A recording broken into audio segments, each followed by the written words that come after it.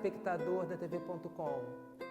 Estamos aqui para mais uma análise da história do Brasil. Estivemos juntos, acredito que vocês se lembrem, no dia 21 de abril, falando sobre o feriado de Tiradentes. E analisamos, refletimos diversos fatores que implicaram na nossa história a partir da história de Tiradentes. E agora você pode estar se perguntando o porquê que eu estou puxando esse assunto, por que eu estou voltando lá em abril para falar de Tiradentes, agora em setembro. E aí eu vou dizer para vocês o seguinte, pode ser que muitos nem estejam ligados, mas quarta-feira, a próxima agora, é dia 7 de setembro. E dia 7 de setembro é um feriado nacional e não é um feriado à toa, né? É um feriado que tem assim, uma representatividade muito grande para a nossa história, que é a independência do Brasil. E aí existe, dentro dessa história da independência do Brasil, uma série de questões que são levantadas, outras que não são. Nós, de uma certa forma, falar da independência do Brasil nesse momento é muito importante e tem um destaque muito grande porque nós estamos próximo a uma eleição, eleição municipal, que acontecerá no início do próximo mês. Então, os candidatos estão em plena campanha para prefeitos e vereadores. Nós também estamos vivendo uma realidade bastante complexa no nosso país. No dia 31 de agosto foi votado o afastamento da presidente Dilma Rousseff e temos agora, assumiu o novo presidente, o Michel Temer, dentro de uma onda de questionamentos, uma série de situações que colocam em xeque também o governo do Michel Temer. Então, o nosso país está vivendo uma realidade bastante específica nesse ano, principalmente nesse momento que nós estamos aqui, agora se aproximando ao Dia da Pátria, ao Dia da Independência. E hoje a gente vai fazer uma reflexão breve de como que esse processo de independência aconteceu. Por isso que eu estou falando em Tiradentes. Porque quando a gente fala em independência do Brasil, a gente fala em processo de independência. A gente não vai falar de uma situação, um fato histórico, ele não acontece do nada, como num passe de mágica. Ele vem dentro de um processo. E quando a gente comentou lá em abril sobre a vida de Tiradentes, o porquê daquela ação toda da Inconfidência Mineira, um fator primordial, um fator chave para aquele discurso, para aquela reflexão, era a independência do Brasil. E isso aconteceu em 1789, que houve a Inconfidência Mineira, quando a gente tratou lá a questão do Tiradentes, e a proposta daquele movimento de libertação do Brasil, que até então era uma colônia portuguesa. Então a gente vem caminhando na história. E naquela época, naquele momento, eu disse aqui que o tão sonhado momento da independência não aconteceu lá com Tiradentes. E isso se deu dentro de um processo que veio acontecer no dia 7 de setembro, que a gente marca essa data, 7 de setembro de 1822, vem então acontecer a independência do Brasil. Agora, nesse lapso de tempo entre a Inconfidência Mineira e a própria independência, o que aconteceu no nosso país para que, nesse momento que nós estamos tratando agora, a independência aconteceu? Por isso que a gente fala em processo e a gente fala em terreno fértil. Então, as coisas acontecem quando o momento é propício, quando o contexto é pertinente para aquilo. E a gente tem uma grande questão aí nesse momento que favoreceu o processo de independência, que foi a vinda da família real para o Brasil. Então, a vinda da família real para o Brasil, ela foi, assim, o pontapé inicial para que essa independência acontecesse efetivamente.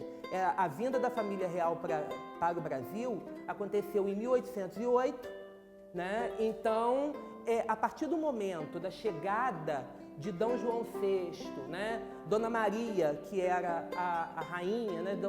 João VI, ele era um príncipe regente, e quando eles chegam, aportam ao Brasil, trazendo, né?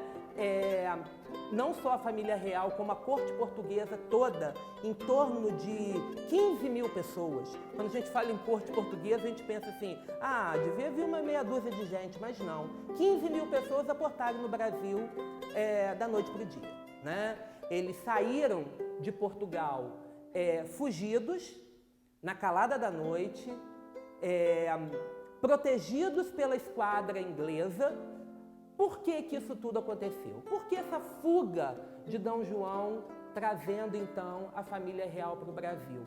Porque havia acontecido, né, na Europa, havia sido decretado por Napoleão o chamado bloqueio continental, impedindo que os países do continente comercializassem com a Inglaterra, né, e fazendo, então, um bloqueio, um cerceamento econômico com a ilha. Então, aqueles que não acatassem a determinação de Napoleão era invadido.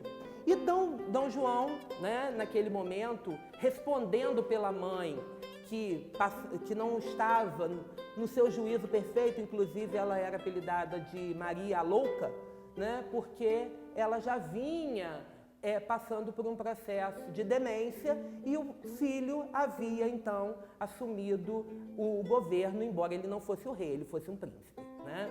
E ele toma uma decisão, porque Portugal tinha laços históricos muito estreitos com a Inglaterra, né? E laços históricos que eu digo aí, dívidas. Então, Portugal não podia aderir ao bloqueio continental, né? A imposição de Napoleão, a imposição da França, cortando relações com a Inglaterra, visto que havia um domínio muito grande da Inglaterra sobre Portugal. E aí, então, D. João decide vir para o Brasil, colônia portuguesa, vir para o trópico, né? E já que eles tinham uma colônia, e se fixar aqui no Brasil, né? E dessa forma, eles então fugiriam da perseguição napoleônica, porque se D. João fosse preso pelas tropas de Napoleão, com certeza ele seria morto. Então foi uma forma, né, de não aderir ao bloqueio, mas não ficar debaixo das garras de Napoleão. Então a família real vem para o Brasil. Agora, o que existe de tão importante com a chegada da família real no Brasil? O grande fator importante disso tudo aí, e que vai motivar a independência, é que ao chegar ao Brasil, o Brasil, que até então era uma colônia, se torna Reino Unido a Portugal e Algarves, que era uma outra província portuguesa. Então o Brasil deixa de ser colônia para ser Reino Unido. E como a família real aqui estava, o que acontece? D. João transfere a sede do governo português para o Rio de Janeiro, que até então estava em Lisboa, capital de Portugal. Então, o Brasil ele é elevado a uma categoria que até então ele não tinha. Então, ele passa a ser um Reino Unido e sendo a capital desse Reino Unido. Então, se tem aí, quando eu falo em terreno fértil, o momento ideal, o contexto favorável, né, no momento em que a família real chega aqui no Brasil. E o Brasil passa a ter, né, de uma certa forma, com uma interferência muito grande da Inglaterra, a gente não pode esquecer isso, né? A Inglaterra, que favoreceu a vinda da família real para cá e, né, investiu nisso aí, logicamente ela queria, em troca, vantagens por esse apoio, lógico. Tanto que o Brasil, quando a família real chega aqui no Brasil, uma das primeiras medidas adotadas por Dom João foi abrir os portos às nações amigas, porque até então, através do Pacto Colonial, o Brasil só podia comercializar com a sua metrópole, que era Portugal. Então, quando o Brasil deixa de ser colônia para ser Reino Unido, Dom João, então, decreta a abertura dos portos às nações amigas e isso aí abre espaço, então, para que a Inglaterra pudesse comercializar diretamente com o Brasil e aproveitando muito das nossas riquezas. Então, esse apoio britânico aos portugueses, ele não foi em troca de simplesmente um apoio sem nenhuma contrapartida, né? E a contrapartida, e a partir daí, são muitas questões que envolvem Portugal e Inglaterra, e a Inglaterra ganhando, né, em cima de Portugal, né? Tanto que durante esse processo todo, né, depois da abertura dos portos às nações amigas, foi decretado o chamado Tratado de 1810, onde a Inglaterra passa a ter mais benefícios e mais privilégios no comércio com o Brasil do que propriamente Portugal, né? Então, quase que o Brasil deixou de ser uma área de exploração portuguesa para ser uma área de exploração inglesa. E isso aí, essa vinda da família real para o Brasil é que vai dar, então, o caminho ideal para a independência. Nós vamos para o comercial rapidinho e já voltamos com o desenrolar dessa história. Eu fico cego, ceguinho. Não. Vou no embalo. Porque senão... aí deixa eu pensar aqui. Aí eu volto falando o quê? De volta, continuando nossa história. Isso. Então vamos lá. Continuando nossa história, nós vamos aí para o desfecho disso tudo e vamos ver como que essa situação que a gente falou no bloco anterior, que a gente comentou no bloco anterior, vai culminar em... Abaixe a sua tensão. Venha conhecer a Dimmer Soluções Integradas. Tudo o que você precisa para não levar um choque. Instalação e manutenção de circuito de câmeras. Centrais de emergência de iluminação. Instalação de circuito de cercas elétricas residenciais. Instalação e manutenção em ar-condicionado. Instalações e vendas de materiais elétricos em geral. Dimmer Soluções Integradas. Rua Coronel José Olímpio de Carvalho, bairro Sena Campos, Cordeiro. Telefones 2551-4010, 2551-2140. Tudo o que você procura em um estabelecimento farmacêutico, você encontra na Farmácia Almeida. Os melhores preços em medicamentos e cosméticos. Quando a sua saúde precisar de cuidados, venha à Farmácia Almeida, onde o melhor atendimento está sempre à sua disposição. Farmácia Almeida, há 50 anos fazendo o melhor para a sua saúde. Telefone 2551-0185 ou 981-16-0369. Avenida Presidente Vargas, número 37, em frente à Prefeitura de Cordeiro. Farmácia Almeida, tradição e confiança. Ficou com vontade de comer algo diferente? Mr. Bocas. Experimente nossos lanches, Mr. Burger, Mr. Chicken e Mr. Pork. E para você que está em dieta, experimente nosso delicioso Mr. Natureba, feito com carne de soja e pão australiano. Diferenciado do preparo e entrega, Mr. Bocas. Saboroso, suculento, inconfundível. Telefones 98148-8179, 98121-2361 ou 2551-3458. Pops Presentes. Aqui você encontra tudo o que você precisa em um só lugar. Artigos para o lar, ferramentas, brinquedos, material escolar, acessórios femininos, roupas infantis, além de uma vasta opção de artigos religiosos e muito mais. Para sua maior comodidade, aceitamos cartões de débito e crédito. Nossa loja fica localizada na Avenida Raul Veiga, em frente ao Coreto, no centro de Cordeiro. Venha você também para a loja Pops Presentes e confira nossos preços super especiais. Pops, sempre presente. Continuando nossa história, nós vamos aí para o desfecho disso tudo e vamos ver como que essa situação que a gente falou no bloco anterior, que a gente comentou no bloco anterior, vai culminar na independência do Brasil, né? Então, a família real portuguesa estava instalada no Brasil. E aí a gente tem, né, alguns benefícios, né, com a vinda da família real para cá, além de deixar de ser colônia e a questão essa elevação à categoria de Reino Unido, né, a quebra do pacto colonial. E aí a gente tem a fundação do Banco do Brasil, nós temos a imprensa régia, que foi fundada no Brasil, a Biblioteca Nacional, né, então, Jardim Botânico. Então a gente tem uma série de fatores trazidos pela vinda da família real para cá, né? Então, aqui foi instalada a sede do governo português.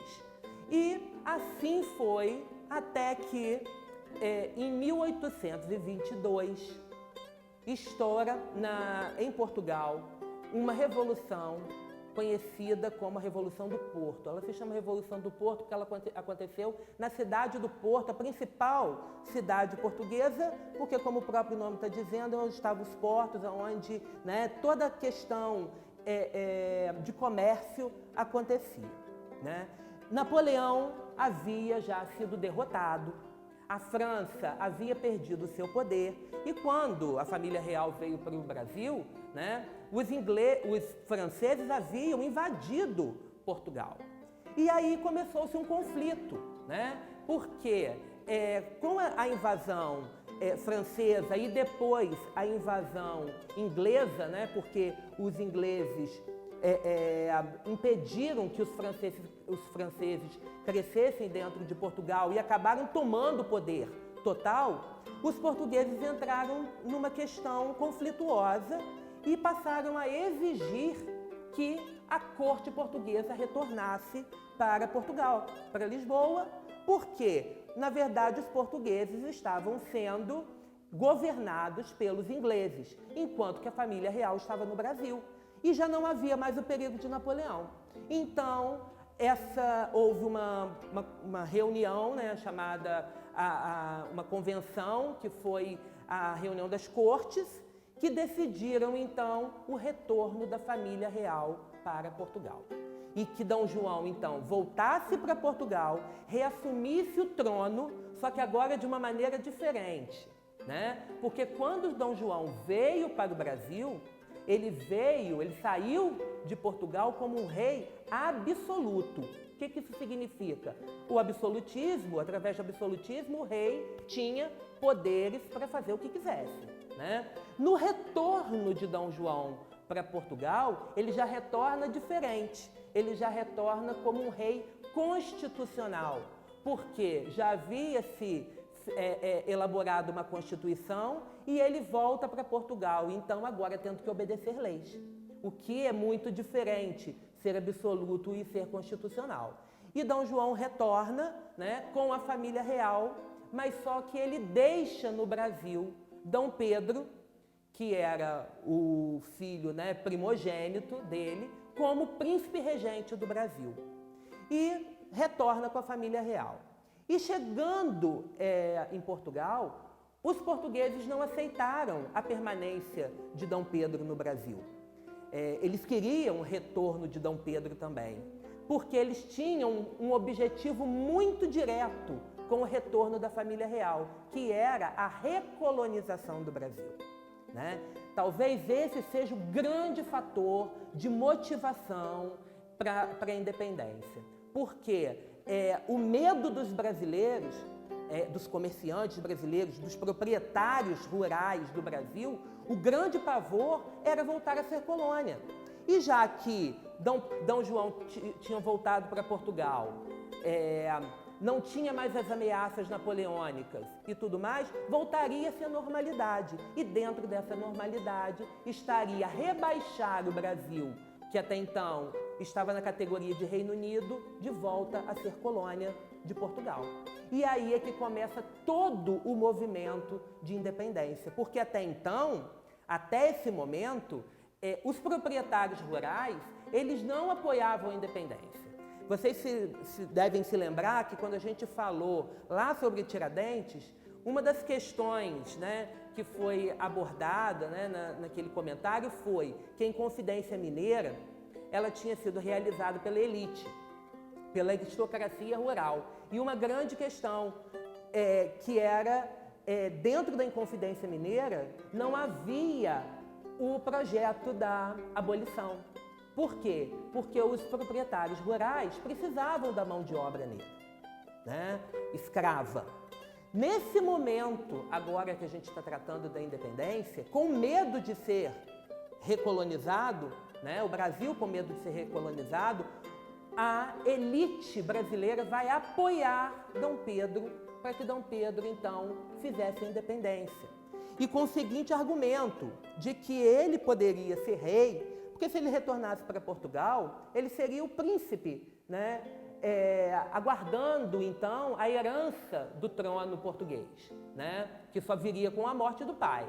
E que no Brasil, não, ele se tornaria o imperador do Brasil, bastava ele decretar a independência. Só que aí, outra coisa que é bom lembrar, que não era só o Brasil que estava passando por esse processo. A América Latina como um todo já vinha no seu processo de independência